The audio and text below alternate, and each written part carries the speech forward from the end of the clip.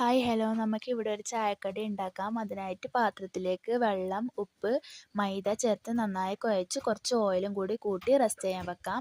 മിക്സിൻ്റെ ജാറിൽ കാന്താരിമുളക്, വെളുത്തുള്ളി, ഇഞ്ചി ചേർത്ത് പേസ്റ്റാക്കി എടുക്കാം. ചട്ടി ചൂടായതിന് ശേഷം കുറച്ച് ഓയിൽ ഒഴിച്ച് നമ്മൾ ഉള്ളിയും കുറച്ച് ഉപ്പും കൂടിയിട്ട് നന്നായി വഴറ്റിയെടുക്കാം.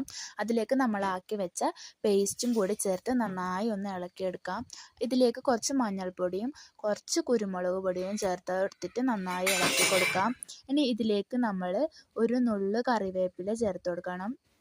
കറിവേപ്പിലയും കൂടി ചേർത്ത് കൊടുത്തതിന് ശേഷം നമ്മൾ ഇതിലേക്ക് ചേർക്കുന്നത് ചെമ്മീനും നത്തലും കൂടിയാണ്. രണ്ടും മിക്സാണ് നമ്മൾ ചേർക്കുന്നത്. അതൊന്ന് ചേർത്ത് കൊടുത്തതിന് ശേഷം നന്നായി ഇളക്കുക. ഇതിൻ്റെ നത്തലിൻ്റെ മുള്ള് ഞാൻ കളഞ്ഞിട്ടുണ്ടായിരുന്നു. ഇനി ഒന്ന് മൂടി വെച്ചതിന് ശേഷം വെന്താൽ നമുക്കൊന്ന് തുറന്ന് അതിലേക്ക് മീൻ മസാലയും കുറച്ച് ഗരം മസാലയും ചേർത്ത് കൊടുക്കാം. ഇത് ആയിക്കഴിഞ്ഞാൽ നമ്മുടെ മസാല റെഡിയാണ്. ഇനി നേരത്തെ നമ്മൾ കുഴച്ച് വെച്ച മൈദ ഒന്ന് പരത്തി ഒരു ബ്രെഡിനെ നടുകെ മുറിക്കാം.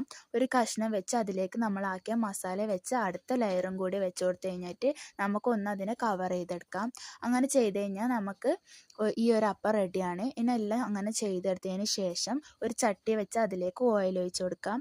നമ്മളാക്കിയ അപ്പം എല്ലാം നമുക്കൊന്ന് പൊരിച്ചെടുക്കണം. ഇങ്ങനത്തെ ഒരു കളറാകുമ്പോൾ നമ്മൾ അപ്പം അങ്ങ് കോരിയെടുക്കുക. നന്നായി കരിക്കരുത്. സബ്സ്ക്രൈബും ലൈക്കും തരണേ. കമൻറ്റ് ചെയ്യാൻ മറക്കരുത്.